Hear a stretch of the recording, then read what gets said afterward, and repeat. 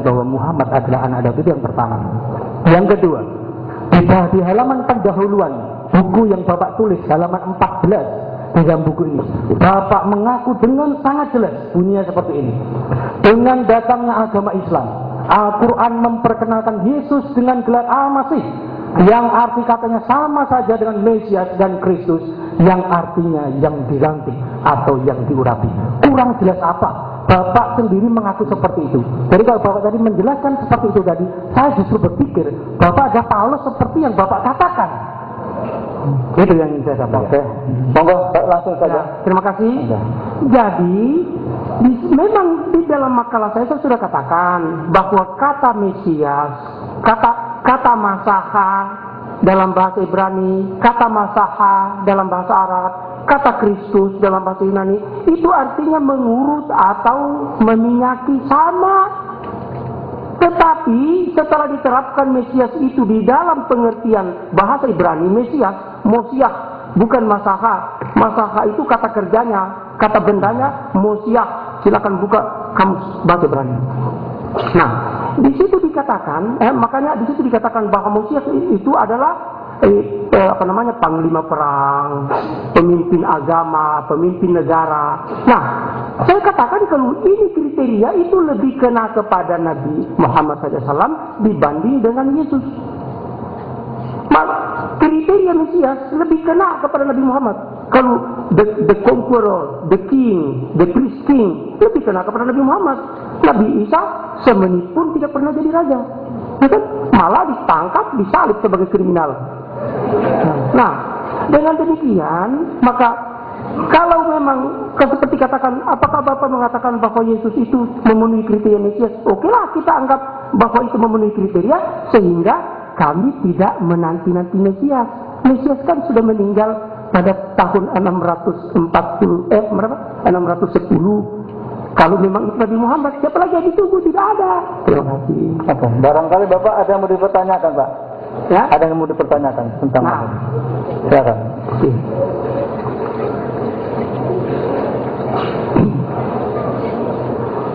Nah, sekarang di sini ya, di dalam halaman 2 ini banyak sekali, kita tidak bisa selesai sampai jam 5 sore.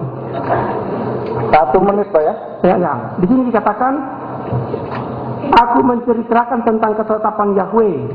Ia berkata kepadaku, anakku engkau telah kuperanakan pada hari ini. Mazmur 27. Ini anak diperanakan, ini Nabi Daud. Kok disorong kepada Nabi Isa, kepada Yesus? Ini kan kecurangan ini, ya? Anaknya itu sudah diperanakan oleh Allah kepada Nabi Daud, lalu ini mau dilemparkan kepada Yesus. Ini sudah berlalu. Lalu kemudian dikutip oleh Ibrani. Kenapa dikutip oleh Ibrani? Sementara hal ini sudah berlalu dulu, sudah selesai. Oke. Semoga, Pak. Saya nggak dapat 12 juta kalau begini cara ini, Pak, ya? Silakan, Pak. Baik. Ada satu yang harus kita klarifikasi tentang iman. Iman orang Kristen bertumpu pada Alkitab.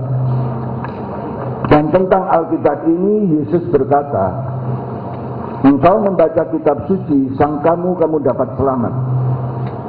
Tapi kitab suci menjadi saksi bagi aku. Jadi bagi kami, di dalam kitab suci di perjanjian lama itu diceritakan banyak nubuah-nubuah tentang kelahiran Mesias itu. Yang pertama, ketika Adam berdosa, dikatakan perjanjian antara Allah dan manusia. Maka aku akan mengadakan perseteruan antara benihmu dan benih perempuan. Benih perempuan ini menunjuk seorang anak yang akan lahir dari perempuan, bukan karena hubungan tubuh. Di dalam ayat-ayat yang lain, saya kira di dalam makalah saya sudah disebutkan, dia akan lahir, dia yang ajak sejak purbakala. Mika 5 ayat 1 sampai 3, yang diakui oleh Yohanes 1 ayat 15 dan 29-30. Jadi bagi kami ini ada satu sejarah, bukan dipotong-potong. Kejelasan kami membaca kitab suci untuk memahami siapa Yesus itu, beruntung tidak mengikuti Yahudi yang mengerti Alkitab, membaca Alkitab tapi menolak Yesus.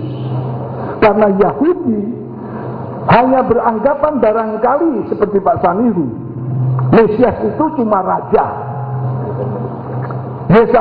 Mesias itu cuma penguasa, panglima perang.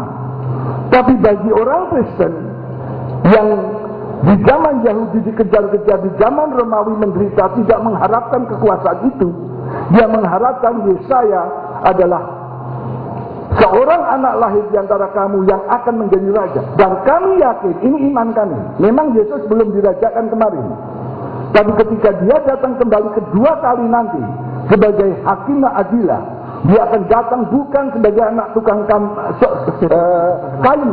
tapi dia akan datang sebagai raja maha kuasa yang akan menghakimi dunia. Ini iman. Jadi jelas sekali bagi kami bahwa ini bukan karangan tapi keyakinan, karena kami percaya kepada Injil. Ada tambahan? Terima kasih. Jadi perlu dipahami juga ada satu materi yang kami ambil dari tulisan sejarawan, bahwa di dalam konsep kemesiasan Yahudi itu terdapat 3 jenis Mesias. Yang pertama disebut King Messiah atau Mesias yang dirajakan. Kemudian yang kedua disebut Priest Messiah atau Mesias yang diimamkan. Dan yang ketiga disebut Suffering Messiah atau Mesias yang menderita. Salah satu teks orang Yahudi tentang Mesias yang menderita itu terdapat di dalam Yesaya pasal 53, tentang seorang yang tumbuh sebagai tunas dan kemudian kepadanya akan ada sumber keselamatan, tetapi dia akan disiksa, dianiaya, dan dibunuh. Jadi sebetulnya tidak bisa kita mengklaim, karena kita bukan orang Yahudi juga, tidak bisa kita mengklaim bahwa orang Yahudi hanya percaya Mesias itu jadi raja.